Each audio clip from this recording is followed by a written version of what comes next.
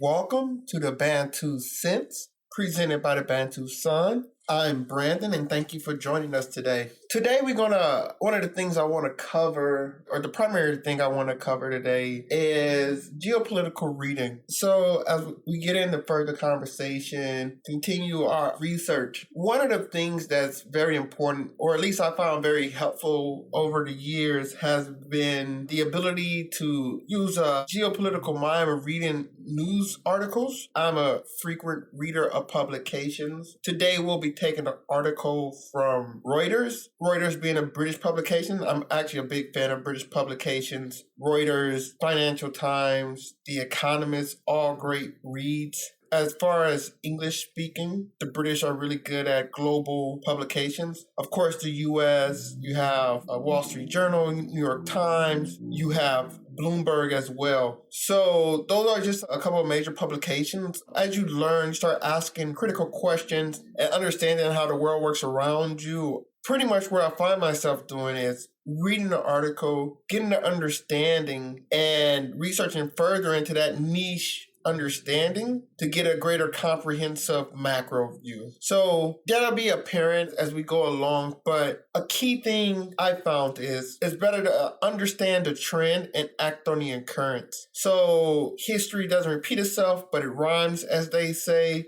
Get an understanding of the finite human being, our finite capacities, relatively speaking. There are rise and falls to this. And the sooner you understand that pattern, the better you'll be able to have predictive intelligence, aka insight. And so this article comes from Reuters and it's from September 2020. So I came across this article and I was like, wow, this is just a great, well-written geopolitical article. Reuters seem to be they cover everything. If it's ever a subject that I'm curious to know about and I'm researching, Reuters probably have an article on it. So what it will lack in depth, it's probably not going to be the longest or the most comprehensive articles like you'll find in the Financial Times or The Economist. But what it lack in depth, it'll definitely make up for in breadth. So Reuters is a great source whenever I'm researching something just to get me started on that journey. So this article is U.S. bans imports from Malaysian Palm Oil Company, FGV, by the Reuters staff. So this caught my attention at the Bantu Sun. Of course, I'm going to be curious about tropical goods. So I know Southeast Asia is a major producer of palm oil, which is used for a wide variety of things. But this article caught my attention and I had to just read it. And when I read it, I was like, you know what? This is a great article to discuss with people. And I'll tell you the questions I asked myself as I'm going through this article. So the article, the United States has banned imports of palm oil from Malaysian company FGV Holdings following an investigation into allegations it uses forced labor, the U.S. Customs and Border Protection Agency said on Wednesday. FGV, the world's largest crude palm oil producer. See, and there you go right there. We just found out the world's largest palm oil producer, FGV. Keep that in your treasure chest. Where does it operate right now? It's operating out of Southeast Asia, listed on the stock exchange in Malaysia. Going back to the article. And some other suppliers of the oil, using everything from food to cosmetics to biodiesel, have long faced allegations from rights groups over labor and human rights abuses. FGV did not immediately respond to requests for comment. The U.S. agency said the ban was a result of a year-long investigation that revealed signs of forced labor such as abuse of the vulnerable, deception, physical and sexual violence,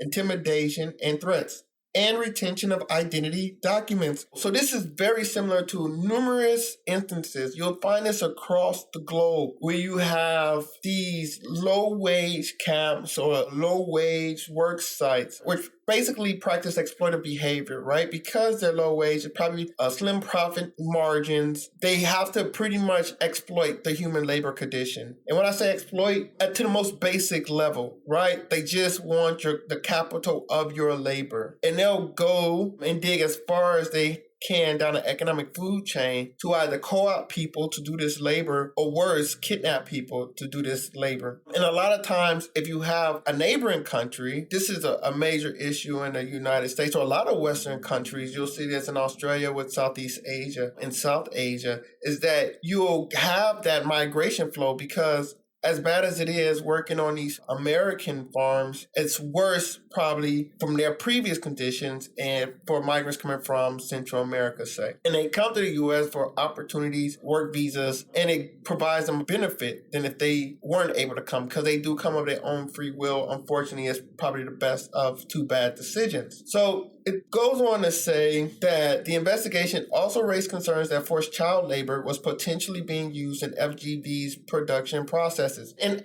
forced child labor, I don't think that's going to be anything uncommon, unfortunately, because a lot of these places, you'll have a lower standard of living. You also have a lower age limit. And there you go again. Young children, because of the lack of resources, are forced to go out and earn it as quickly as possible, as opposed to going to school through the regular maturation process we may come across in the West. So CBP said in a statement, adding that the ban will come into effect immediately. So this is the U.S. saying, we're going to punish you economically because we found these human rights abuses. The use of forced labor in the production of such ubiquitous products allows companies to profit from the abuse of vulnerable workers, said Brenda Smith, Executive Assistant Commissioner of CBP's Trade Office. Indonesia and Malaysia are the two biggest producers of palm oil, and the industry has been blamed for deforestation and the destruction of natural habitats. So right now, if looking at the numbers, Malaysia and Indonesia makes up nearly 90%,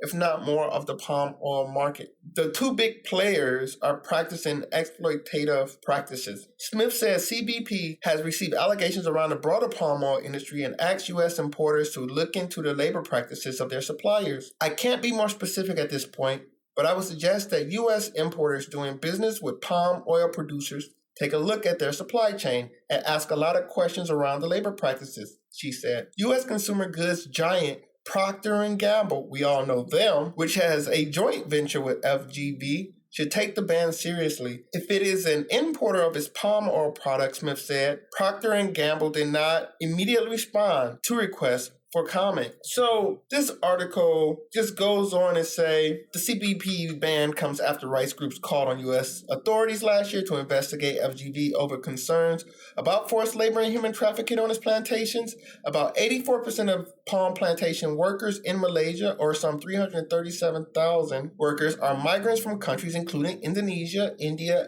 and Bangladesh. And what does all these countries have in common? They're densely populated. It's not the size of the population, it's the size of the available resources to the population. So as you'll see, as those resources shrink in comparison to the population, that drives down labor costs, right? Because it's easier to go out there and find anybody to do the work for you. So what these people in these countries do is say, you know what, we probably can earn a little bit more money if we go to Malaysia, which is a more developed country than we're currently at compared to Indonesia, India, and Bangladesh. You're seeing that flow just by looking at where people are voting with their feet. You can tell where the economic advantage is by the way people are moving. So in comparison to their country of Indonesia, India, and Bangladesh, Malaysia offers a higher qualitative opportunity. In theory, anti-trafficking group Liberty Shared submitted a petition to CBP in April against another Malaysian palm oil producer, Sime Darby Plantations, over alleged labor abuse. The company said in July it had asked the rights group for more information and that it will swiftly address any breaches following a thorough investigation. That's an article, and I really chose that because it hits on all of the major questions, who, what, when, where, and why. Talk about migration flows, talking about the economics of the region. It's talking about a relatively cartel on the resource of palm oil based off of global supply, Malaysia and Indonesia being major two producers. It talks on the companies involved. As you can see, what you'll see is you have that local Malaysian company, the big Malaysian company, FGV, but you'll see they're working hand in hand. They're getting the raw material from the palm oil, but it's also being utilized at the U.S. company. This is how it gets to your closet. Utilized by Procter & Gamble. Palm oil is used in items such as shampoo, shaving gel, and more items that Procter & Gamble provides. And of course, Procter & Gamble received pressure because of their being in a Western company. They're expected to have a certain standard of in their supply chain. So that was just a great article. You get to ask the questions, you get that curious read, and from this article, what you could do is you can learn more about any of these subjects. You can learn about palm oil, where is it located, understand that, learn more about the economics of the regions, the relationships between these countries. Okay, how is Malaysia reacting to the workers coming in? Are these workers coming in legally, illegally, etc.? I saw that with the holding of documents, that's a pretty big one as well. So once you're in, you can't leave until the job is done. So it was just a great article. I felt it hit a lot of things on the head and just provided a lot of fruit to take with you in your continual learnings as you put this information in your back pockets to better understand how the world works. That's my Bantu sense. Thank you.